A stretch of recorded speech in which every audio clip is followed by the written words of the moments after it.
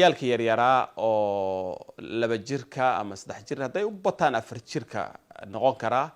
oo shiishada dhuuqayay istiin makaayimid la dhahayay waxay tusaale u noqonaysaa sidoo dalku u sii fasahaadayo si xashiishka iyo khamriga iyo adulteryga ay u bateen waxaana xaqiiqo waxa weeyaan maamulku haduu wanaagsan yahay shacab wanaagsan akhlaaq wanaagsan baa timaada haduu maamulku xun yahay amaba ay ku jiraan madax ayagu laftooda difaaco amaba xashiishkan isticmaalo amaba khamrigan isticmaalo shacabku way ku dayanayaan waxa nasiib darro waliba meelaha dawladdu amaanka ay dhahdo oo ay ku badan tahay ay waxyaalahan ka dhacaan laguma arko xaafadaha kale laguma arko meelo dhileysi meelo khamri lagu caba meelo xashi lagu caba taasna waa ceeb in waxay ahayd dawladnimada xagga wanaaga dadka ay wadamo in wadaniyadii in laga dhigo fasaad waa dhibaat sababta keentay wax weyn saaxiibkay baa ka hadlay professor Yahya Amir wuxuu yiri madaxdan waxa ku jirta 6 khaniisya iyo 7 wasiir oo gaala waa hadal cajiib ah Facebook-giisa soo dhigay marka aanu ma beensanaya xataa hadayna inta gaareenin waa wax u dhow sababtu waxa weeyaan dadkii drop out ka horta ciyaalkii drop out ka oo gangiska ayaa dibadda laga keenay magaalada lagu sii daayay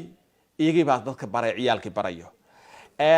madaxdiina waa idinkii maqlayay fushaaqada iyo gacan mariski iyo waxyaali waxaan dhan waxay sheegayaan wax cajiib waxaan waxay really yeah it's very hard waxaan waxay sheegayaan waxaas طبعا in lagu qoslo ma laakiin wax waxaan ugu qosleen wax weyn dhaqanka naga maan waxaan dhan waxay keenayaan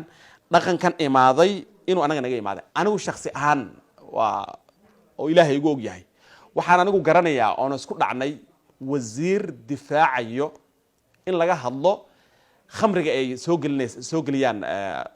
Amazon iyo xashiishka iyaga loo gudbiyo iyo gabdhaha yar loo gudbiya markaan waxa ka hadlay ayuu isagu difaacay waayo isagu dib baan ka ogaanay gabdhaha yar baa waa dadkan iska tumta marka inaan isaga u socdo maleynay marka madaxdii marka anigu shakhsi ahaan taasaan ogahay waxaan ka mid ahaa waxaan degay Cabdicaziis xaafadan waxaan kaamba xaraan degay waxaan u degay xashkina la dagaalamo dad madax baa iga hor imaaday oo difaacayo oo gabdhaha yar la tuntaan meelaha u joogan marka khaladka haddaan isaga la abaanin dawladdu wax baan qaba markii dib la arko wax baan xidheynaa waxa inay dhahdo ma waa in madax dalkan ku haboon la doorta madax dhaqankooda la yaqaana dalkan Soomaal gashtay akhlaaqdooda la garanayo aan ma taqaana ku milmin qurbaha iyo akhlaaqda xun ama la soo dirsanin in loo doorto ayaa muhiim noo ah maantan go'aanka heesana haddaan sameyn waynana ciyaalka yar oo 2 jirka 3 jirka oo xashiishka cabayay wax ka daran baa noo soo baxaya dadku markay xashiishka cabaan kadib waxay noqonayaan gangs markuu noqdo diintiisa si fudud ugu bedeli karaa dalku iibsan karaa marka socialization weeyaan dadka marka noo dadku biri waxay noqon lahayn maantan go'aan ka gaari karnaa طبعا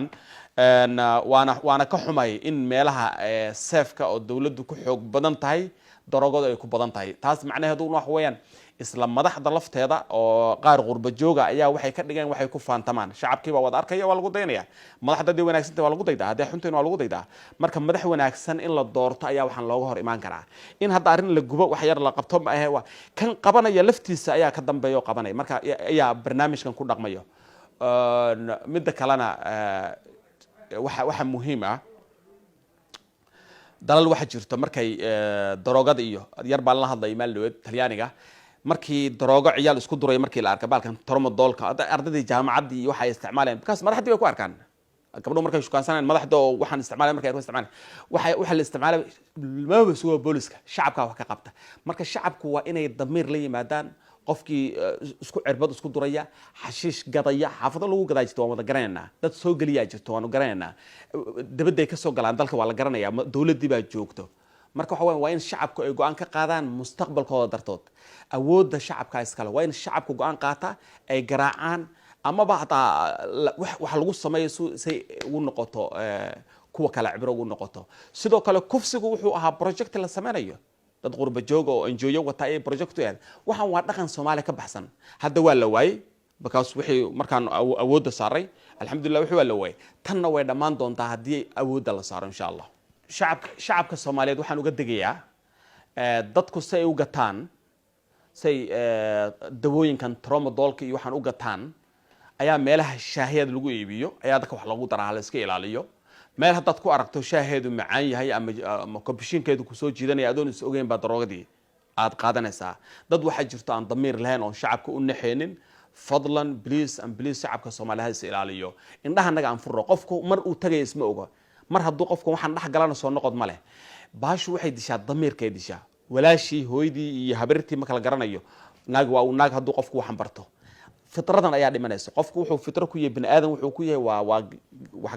garaadka fitrada weyn fitradaas ayaa dhimanaysa marka meelahan iibiyo si wax looga iibsado qof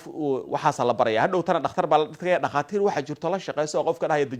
dajiyo qaado dajiya lagu siinaya kadib dajiyo wax ku tiri waay ku kala gudbaysa adigoon ogeen ayaa qoto dalka waxa san lagula dagaalamay dadka aqoon-yahanada waxaan u sheegaynaa China Opium War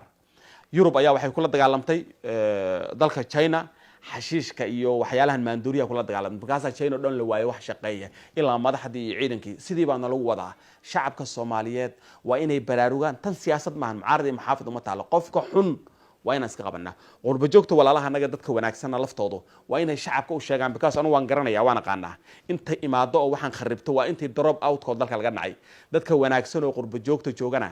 dadka noo imaaday waa inay sheegaan inaysan qurba joogta noocan ahayd intii kharibneed ay wax fidayso kumanaan qof oo wanaagsan qurba joogta dalkayga wax ka qabtay hadda dadkan daroogada isticmaalo ciyaalka yar iyo dadkan madaxda oo isticmaalo ma ahan sanadkii 2 bilyan bay soo geliyaan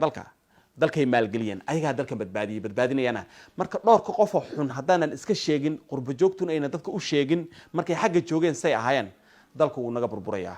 Soomaaliya ha is ilaaliso xashiishka iyo daroogada iyo khamriga iyo dhilaysiga waxaan caado u leeyahay maan waxaan dhigi jiray maxabashi baa qofku gabar Soomaaliyeed dhilaysanaysa waligay ma aragani dagaaladii kadib waxaan waa laga shaqeeyay mid kale mid baan ku darayaa oo aan ka xumo inaan dheereeyay kalluumaystadanada waxa jirto markab hindi leeyahay oo ka iibin jirta xashiishka marka halkii saalbo waxa la iibiyaa $500 qofkii doon gata doontiisa lacagtiisa waxay galaysaa daroogu qofku iibsanaya because halkii saalbo caawa dhan baa la soo jiiday xashiishkii yaraa wax uu tiri waayo oo yaryara marka bahal cajiib oo Jamaica laga keeno ayuu qofku iibsanaya waxa loo wadaa lacagtii Soomaaliya inay haddana ku noqoto xashiishkii oo xagga lagu iibsado kuwa nagi halka joogana lacagtanadii Hindi iyo China loo qaado darooga la baro lacagtii kalena qofkii kale xataa markay tumtaan markay lacag helaan madaxda hadda wax ka sheegay xataa markay tumanayaan halka kuma tumtaan Nairobi tageen Dubai tageen meelahaas xataa kuwa naga lama tumanaya kuwa helayaan xataa lama tuman Dubai tageen shacabka Soomaaliyeed waa inay is ilaaliyaan gacalisa waa ku salaam marabay awal lacagti biilkii maanta lacagtaga qiimo badnaa tani intaas sana ku dubaray maanta dad lacag heen argaaga dhaaf macquul ma alxamdulillah ma hadskale yasar Allah إذا سووا عن وشيء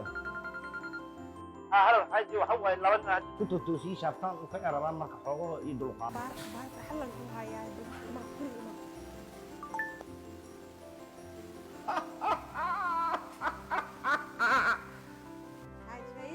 أخبار فرحان لهم كوا هاي ترى عنا أخبار فرحان لهم كوا هاي يشك هذا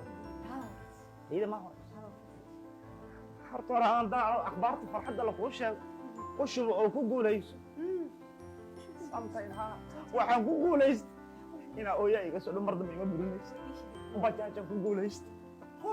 anaa ku dhahay dib dambe ima burinaysan ku dhahay dhagaan ku dhaga bajaaj lacagtan kalisa adiga haya farxadda ii sheeg anna waxaan ku guuleystay 10 garan oo dahaba